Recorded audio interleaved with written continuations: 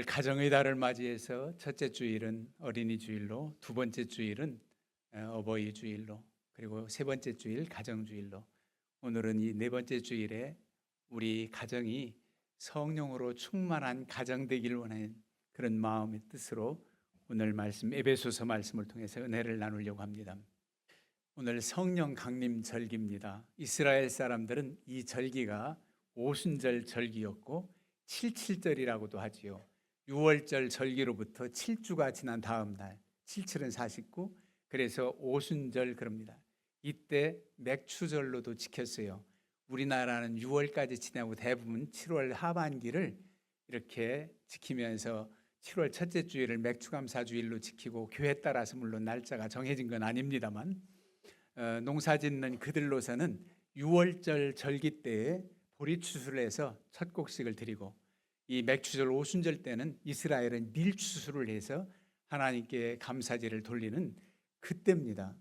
그 오순절 날에 마가의 다락방에 모였던 120문도가 성령으로 충만함을 받고 이제 죽음도 순교도 두려워하지 않고 복음을 전하는 그런 내용입니다. 이 놀라운 성령의 역사 임재하신 이 사건은 사도행전 2장에 나옵니다. 예수님께서 부활하신 후 제자들과 함께 한 40여일을 함께 있었어요. 40일간 그들과 함께 하면서 더 믿음을 돈독히 하고, 주님께서 하시지 못했다라기보다 나머지 일들, 맡기신 일들을 제자들을 통해서, 또 그 제자의 제자 속사도를 통해서, 또 속사도를 통해서 오늘날 우리까지 이어지는 사명을 감당하게 하기 위해서 성령 충만함을 받아라, 성령으로 충만해야만이 그 일을 감당하겠기에 너희는 예루살렘을 떠나지 말고 보혜사 성령을 기다리라는 겁니다.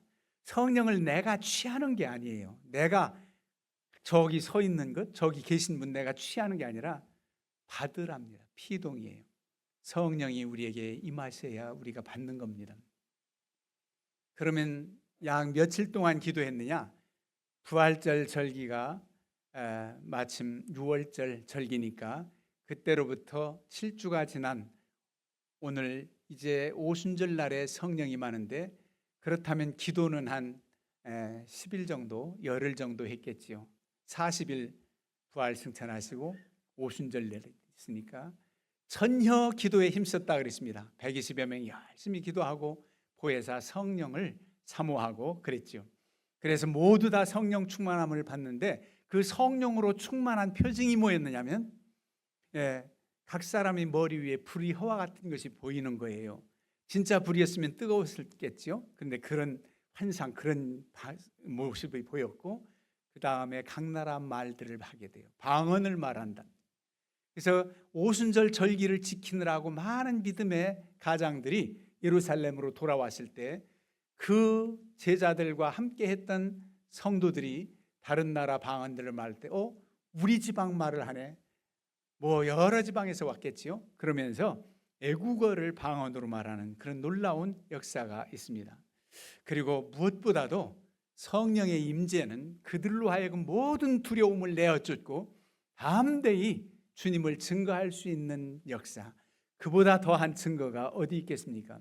그래서 이들이 부활하신 주님 만난 것도 감격이고 대단한 다짐 결단을 했겠지만은 성령의 도우심이 없이는 그 핍박의 시대에 복음을 전할 수 없다는 것을 아시기에 보혜사 성령, 약속의 성령을 보낸 겁니다.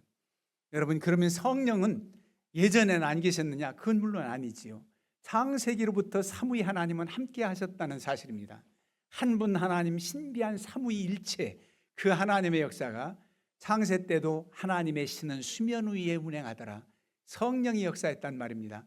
구약의 시대에도 하나님의 사람, 하나님의 신에 감동되어, 이런 말씀 있죠. 성령이 예전이나 지금이나 있었는데 제자들로 하여금 약속하신 보혜선 성령은 다른 영이냐? 그건 아닙니다. 하나님의 영, 그리스도의 영, 삼위일체할 때 그 세 번째 삼위가 되시는 성령이 그들에게 확신 있게 표징 있게 나타나신 그런 역사지, 성령이 없다가 그때 임해서 그때만 계셔서 지금까지 이어진다는 게 아닙니다. 이전부터 계셨지만 그 성령께서 그들로 하여금 체험할 수 있도록 모두에게 임하는 그런 역사가 있었던 것이죠. 우리도 성령을 사모합니다. 하나님을 잘 섬기고 주님 뜻대로 살기로 결단을 했다 할지라도 성령의 도우심이 없이는 주님 기뻐하시는 뜻대로 살 수가 없기 때문입니다. 그래서 성령을 사모하고 성령을 따라 살기를 원하는 우리 모습이 되어야 된단 말입니다. 오늘 말씀 보면은 술 취하지 말라 이는 방탕한 것이니 오직 성령으로 충만함을 받으라. 여러분 그냥 쉽게 성령 충만함을 받으라 이러지만 성령으로 충만함을 받으라는 뜻이 의미를 잘 새겨야 돼요. 성령 충만함을 받으라니까 성령의 양이 많이 들어오고 조금 들어오고 그렇게 오해해서는 안 됩니다. 성령은 그대로 주의 영입니다. 그런데 성령을 따라 주어지는 아름다운 덕목과 은사들과 선한 영향력을 끼치는 우리의 삶의 모든 것이 충만한 것을 말합니다. 그러니까 성령을 따라서 충만해지라는 겁니다. 네, 성령이 충만하니까 성령이 뭐 조금 들어왔다가 많이 들어왔다 이런 차원은 절대 아니에요.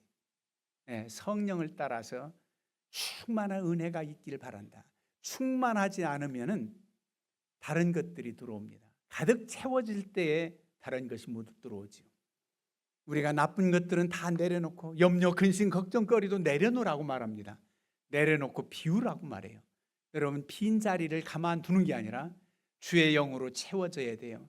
청소를 깨끗이 하고 비웠는데 왜 7마귀가 더 들어옵니까?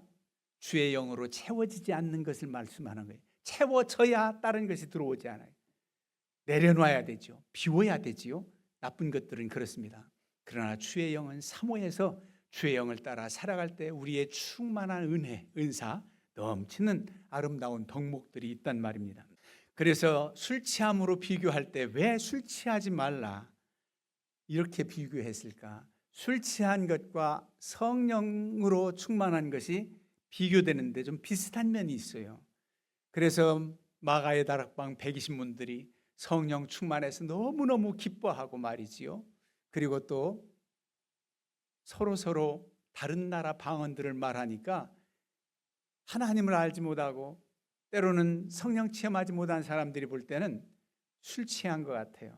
그래서 새술에 취했다 이렇게 말합니다. 술 취한 모습을 해요. 새술에 취했다는 것이 뭐냐면 아주 발효돼서 좀 숙성되지 않고 부글부글 일어날 때 제일 도수가 높을 때 얼마나 강력하게 임했으면 그게 바로 새술입니다. 이렇게 취했다 그렇게 오해할 정도로 그렇습니다. 이는 곧 지배를 받는다는 거예요. 술의 지배를 받는다는 거예요. 어떤 사람이 그런 말을 해요. 술 잘 드시는 분이 우리 아버님도 신앙생활 하기 전에 별명이 소도한 말이었어요. 난 어려서부터 우리 아버지를 일컬어 소도한 말 그래서 소도한 말이 뭔가 했더니 막걸리 통으로 반이 소도한 말. 앉은 자리에서 소도한 말을 잡섰다는 거예요. 대단하지요? 그런데 이 술 취한 그 내용이 너무나도 거기에 사로잡혀서 지배를 받는. 그래서 술 마시는 분들이 내가 술을 먼저 마시고 그 다음 좀 더 마시면 술이 술을 먹고 그 다음에 어떻게 해요? 술이 나를 먹는다. 그때는 완전히 자기 통제도 안 되는 거예요.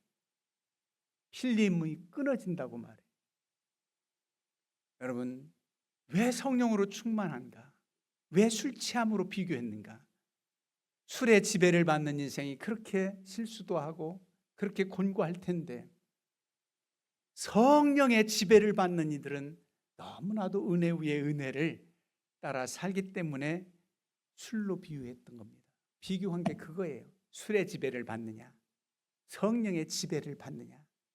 그런데 단순히 이 마시는 술로만이 아닙니다. 오늘 우리에게 주는 말씀은 술 취하지 말라는 것은 하나님을 섬기고 아버지 뜻대로 살아가기에 방해되는 그 무엇인가 내가 취해서 거기에 집착하고 그것이 나를 사로잡는 그런 것, 잘못된 것들이 나를 사로잡는 그것이 바로 취하는 겁니다. 어떤 사람은 좋은 취미 좋아요. 근데 그 취미에 완전히 빠져서 하나님을 기억하지도 못하고 잃어버려요.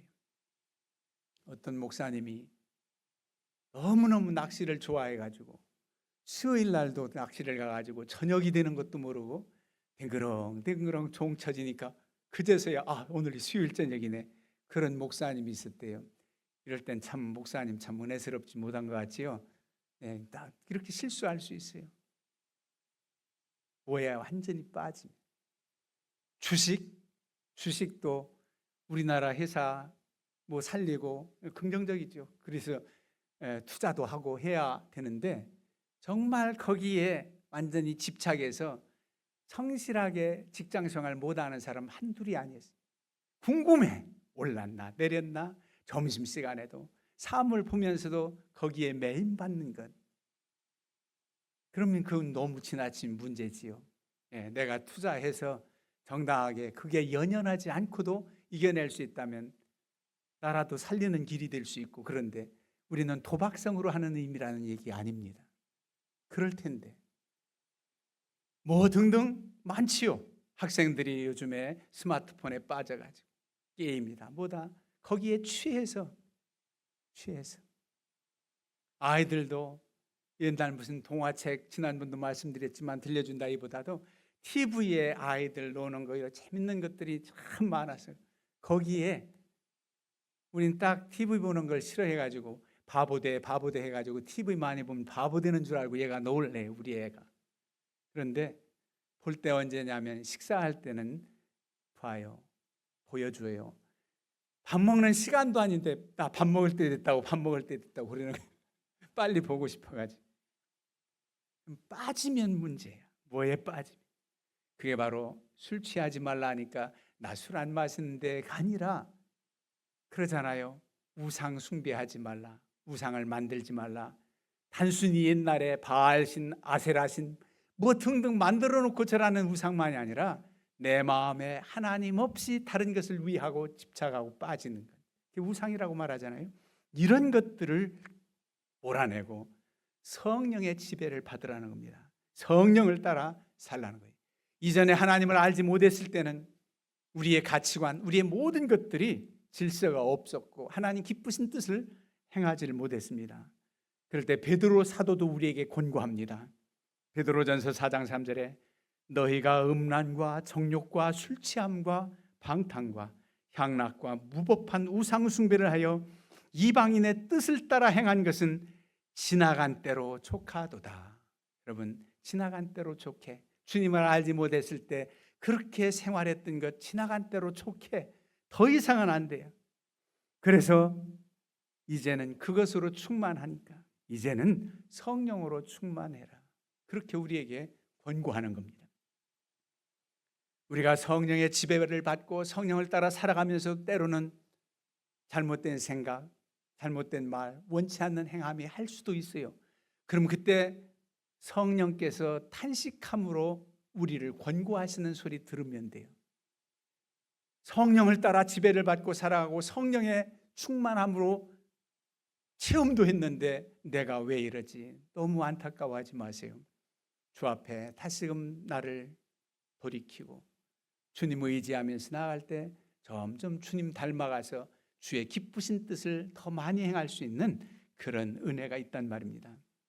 여러분, 성령의 지배를 받고 살아가는 사람들은 이제 거슬러 올라가서 15절 말씀처럼 지혜 있는 삶을 살아갑니다. 지혜 없는 자같이 하지 말고 오직 지혜 있는 자같이 하라는 거예요.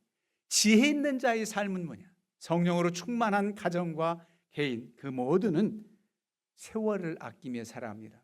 세월을 아끼라. 여러분, 세월을 아끼라 하면 흘러가는 시간도 잘 아끼면서 규모 있게 살아가야 되죠. 허랑방탕하게 낭비하는 시간이 있으면 안 되겠지요. 그런데 이 말씀의 헬라어 원뜻은 이 흐르는 시간, 그거보다도 카이로스의 시간입니다. 흘러가는 시간도 물론 우리가 쓸데없이 낭비하면 안 되겠지만 중요한 것은 세월을 아끼라는 것은 카이로스의 시간을 찾으라는 거예요. 잃어버렸던 시간, 하나님께서 원하신 그 귀한 시간을 다른 것에 빼앗겼다면 이제는 찾고 뒤돌아서지 않는 그 은혜로 살라는 겁니다. 이게 바로 카이로스의 시간입니다. 하나님께서 의미 있는 시간, 흘러가는 시간 사이에서도 오늘 이 성령 강림절을 맞이해서 나와 내 가정이 성령을 따라 살아야겠다 하는 결단을 한 이날이라면 오늘 이 시간은 카이로스의 시간을 여러분들 경험한 겁니다. 의미 있는 시간이에요. 그냥 흘러가는 시간만이 아니라 흘러가는 시간 속에 의미 있는 시간, 그 의미를 찾지 못하고 허송세월했던 그런 습관이 있다면 이제는 청산하고 돌이키는 것, 그게 바로 세월을 아끼는 겁니다. 이게 바로 성령을 따라 살아가는 사람의 지혜로운 삶의 모습입니다. 그런가 하면 오직 주의 뜻이 무엇인가 이해하라. 여러분, 주님의 뜻이 무엇인가 이해하여 주님의 뜻을 따라 살라는 겁니다. 성령을 따라 살아가는 삶이라는 것은 주님의 뜻을 따라 살아가는 삶입니다. 주의 뜻이 무엇인가? 여러분들은 정말 기도할 때 하나님의 뜻이 무엇입니까? 아버지여 가르쳐 주옵소서.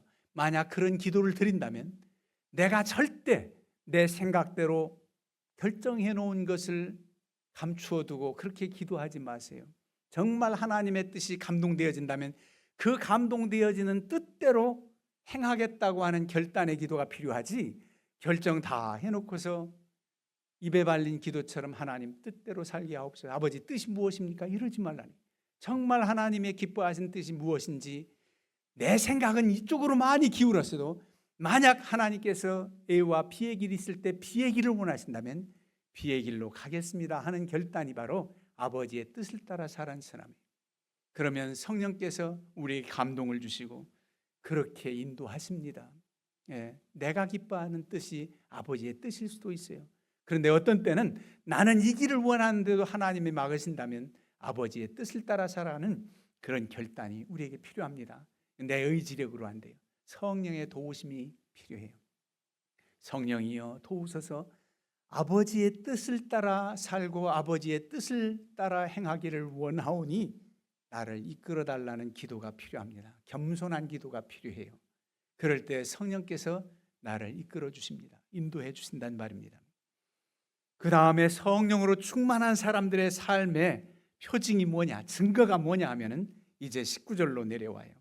시와 찬송과 신령한 노래들로 서로 화답하며, 신령한 노래들, 찬송이지요. 우리의 입술이 변화됩니다. 찬양이 넘쳐납니다.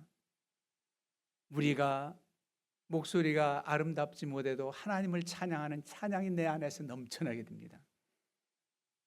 하나님을 찬송하는 애마디 한마디 한마디가 하나님께서 보실 때 귀히 여기시는 나의 고백 시가 됩니다. 이 은혜가 바로 성령으로 충만한 삶을 살아가는 개인과 식구들에게 있단 말이에요. 그래서 찬송을 해보게 해야 돼요. 그리고 나 혼자만 부르는 것도 아니고 서로 만나면 찬양이 넘치는 그런 모습. 여러분들이 하나님의 은혜를 힘입어서 이렇게 찬송가를 부를 때 옛날에 우리 어르신들 콩나물 대가리, 그러지, 콩나물 대가리, 악보를 갖다, 그건 잘 몰라도 좀 아는 분들이라면 그저 셋이 넷이 모이면 소켓대라도 어떤 분들은 엘토로, 소프라노로, 테너 베이스로 한 번 불러보세요. 우리 청년들 학생 때 그렇게 모이면 딱 무슨 파트 제일 쉬운 제집 맡은 우리 군, 제집 맡은 우리 구주 어찌 좋은 친군지, 이게 테너였던가 그래요. 그러면서 다 함께 부르고 화답하는, 얼마나 기쁨과 감사가 넘치면 성령을 따라 살아가는 이들은 찬양이 넘치게 돼 있어요. 또 찬양이 넘쳐나고 하나님 앞에 내가 우울해도 곡조 붙은 찬송을 부를 때 성령이 임재하셔요. 성령이 임하셔서 찬송 부르고 내 아직 마음은 우울하고 어둡지만은 찬양으로 영광 돌릴 때 어느새 나와 함께 하시는 은혜를 체험하게 된다. 시와 찬송과 신령한 노래들로 서로 화답하며 찬양해라. 함께 모여서 찬송하는 게 얼마나 아름답습니까? 귀합니다. 그 다음에 무슨 은혜가 있느냐? 범사의 우리 주 예수 그리스도의 이름으로 항상 아버지 하나님께 감사하며, 성령으로 충만한 가정은 하나님 앞에 모든 일에 감사합니다. 범사에 감사한 거예요. 우리가 너무나도 잘 알죠. 항상 기뻐하라, 쉬지 말고 기도하라, 범사에 감사하라. 이는 그리스도 예수 안에서 너희를 향하신 하나님의 뜻이니라. 하나님 뜻이 뭡니까? 하나님의 뜻이 뭡니까? 라고 할 때 어떤 때는 데살로니가전서 5장 16절에서 18절 말씀이 이게 하나님의 뜻이야, 나의 뜻이야, 너희가 항상 기쁘게 살길 바란다, 항상 기뻐하라, 쉬지 말고 기도하라, 나하고 너희는 늘 대화하고 싶어 기도해라, 범사에 감사해라. 바로 늘 하나님과 함께하는 사람, 어려워도 고난 중에도 감사할 수 있는 것. 이 일이 잘 됐을 때, 내가 선물 받았을 때 감사하다고는 누구라도 해요. 그러나 고난의 때, 어려움 당할 때, 내가 생각했던 것보다 결과가 나쁠 때도 여러분들 감사할 수 있습니까? 감사할 수 있는 분들은 성령의 위로하심이 있고 성령을 따라 살아가는 사람들이에요. 좀 감사가 안 나와도 입으로 한번 시인해 보세요. 하나님, 내 마음은 어두워서 지금 감사할 수 없는 그런 순간이고 감사의 기도가 나오지 않지만 주님 믿고 합력해서 선을 이루고 합력해서 복이 되게 하실 줄 믿고 내가 감사합니다. 해보세요. 그러면 정말 그 어려움과 고난과 역경 속에서도 진정한 감사함이 또 나오게 돼 있어요. 그래도 감사합니다. 감사가 넘쳐난 것, 성령으로 충만한 사람의 증거입니다. 낙심하지 않아요. 실망하지 않아요. 사방에 우겨쌈을 당하여도 우리의 평안을 빼앗을 수가 없어요.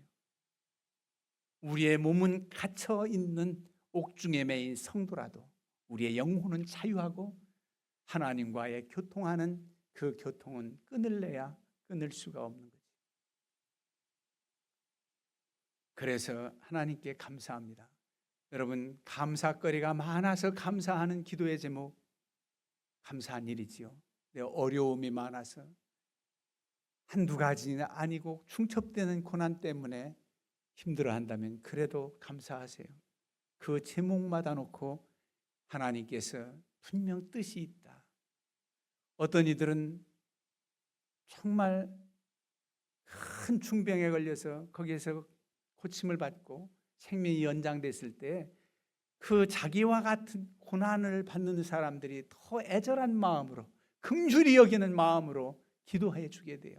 목사님이 와서 기도해 주어야 하나님이 고쳐주시는 게 아니라, 물론 주의 종을 통해서 역사하시지요. 그런데 그 사랑으로 기도하는 그분, 머리에 손 얹고 거창하게 하지 않아도 손잡고 기도하는 그 사람의 기도를 하나님은 들어주세요. 나도 그렇게 고통 중에 있었는데. 그래서 우리가 감사할 수 있습니다. 마지막으로 그리스도를 경외함으로 피차 복종하라.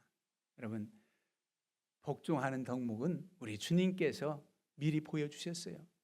성부 하나님의 뜻을 따라 인간의 몸으로 이 땅에 오신 인카네이션, 주님이 성육신 하신 그 놀라운 은혜를 우리가 경험하는데 그 뜻이 아버지의 뜻이고 그렇게 우리 주님이 이 땅에 오셨습니다.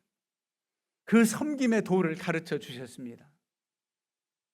누구든지 높고자 하면 낮아지고 낮아진 자를 높여주시는 하나님의 은혜, 복종의 은혜가 있단 말이에요. 피차 복종하라. 이 말씀이 단원이 나와서 아내와 남편 이렇게 떨어진 말씀 같지만 연결되는 구절로 생각해 보시면 아내들이여 자기 남편에게 복종하기를 주께 하듯 하라. 여기서부터만 읽으면 아내는 남편에게만 복종해야 돼야 하지만 그 윗절까지 보면 피차 복종하라가 대전제예요. 남편도 아내의 뜻이 맞으면 복종해야지, 들어주는 겁니다. 아이들 말이 맞으면 복종이라는 단어가 좀 그렇지만은 들어줘야 돼요. 그게 바로 그리스도인들의 넓은 마음입니다. 이게 그냥 됩니까? 성령으로 충만할 때 가능하다는 겁니다. 그래서 아름다운 가정을 이룰 수가 있는 거지요. 피차 복종하고 특별히 강조하기를 아내들이여 자기 남편에게 복종하기를 주께 하듯 하라. 이게 남존 여비 사상 때문에 하는 게 아니에요. 가정의 질서 말합니다. 그 남편에게 준 덕목은 더 어렵습니다. 교회의 머리됨과 같이 그가 아내의 머리됨이 남편이니까 그렇게 하고 또 교회가 그리스도에 가듯 아내들도 범사에 자기 남편에게 복종하라 하면서 남편들에게는 25절 아내 사랑하기를 그리스도께서 교회를 사랑하시고 그 교회를 위하여 자신을 주심같이 하라. 내가 남편에게 복종하여서 들어주는 거하고 아내의 생명을 위해서 내가 죽을 수 있는 것 뭐가 더 어렵겠어요? 생명보다 더 큰 궁극적인 문제가 어디 있습니까? 내 아내를 위해서 내가 생명을 내주기까지 사랑한다는 거예요. 사랑하라는 겁니다. 뜨겁게 서로 사랑하라고 했는데 그냥 형식적인 사랑이 아니라 뜨거운 사랑으로 그렇게 사랑하고 복종하는 아름다운 관계, 가정에서 이런 관계 속에서 행복한 가정을 이룰 수 있는 겁니다. 더 나아가서 우리 성령을 따라 살아가는 여러분들은 이런 은혜를 누리며 살아갈 수가 있어요. 서로 섬기며 나보다 남을 낮게 여기고 높여주는 그런 모습. 그럼 결단코 내가 누추해지고 낮아지는 게 아닙니다. 하나님이 높여주시지요. 겸손한 자를 무시한다면 그 사람은 참, 그 상대는, 무시하는 사람은 좀 모자란 사람이죠. 겸손한 사람, 진정으로 겸손을 가장한 교만은 안 되지만 진정 겸손한 것 다 느껴지잖아요. 그럴 때는 감동이 있어야 돼요. 귀히 여겨주고 저분 참 대단하다. 저 위치 저 신분 저렇게 가졌고 많이 배운 사람이 저렇게 겸손할 수 있어. 많이 배워서만 겸손해야 된다는 게 아니라 우리 모두가 그래요. 나보다 나은 부분들이 모두에게 얼마나 많은지. 아무리 학박사라 할지라도 농촌에 가서 대추나무 전지하는 거 알아요? 농부가 아는 거지. 그 분야에서는 그분만 아는 거예요. 그럼 다 서로를 존중할 수 있어요. 언제 모내기를 하고 언제 피살을 하고 다 이런 이들은 삶의 터득한 지혜로 살아가는 거예요. 다 인정해 줘야 돼요. 여러분, 우리 하나님을 섬기며 주신 은혜, 보혜사 성령이 강권하셔서 지금까지도 우리 중에 역사하시는 그 은혜를 따라 우리가 살아갑니다. 성령 충만한 개인, 가정이 되고 우리 교회가 성령 충만해서 하나님의 거룩한 뜻을 이루어지어 여러분의 행복한 삶을 사시기를 주님의 이름으로 축원합니다. 아멘. 서성민 성도님 봉헌 특송해 주시겠습니다.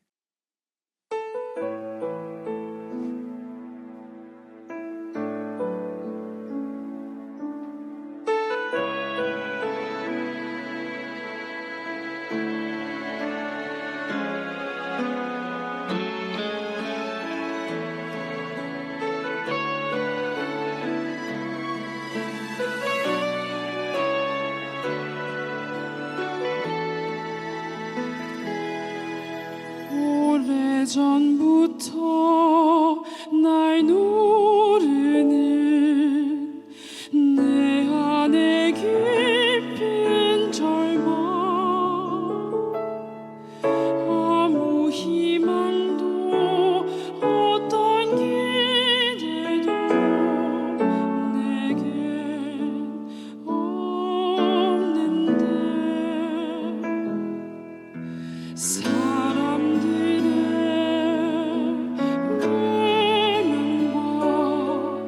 날 거절하는 눈빛, 아픈 상처로 짙은 어둠으로 깊이 빠져만나는데 어디선가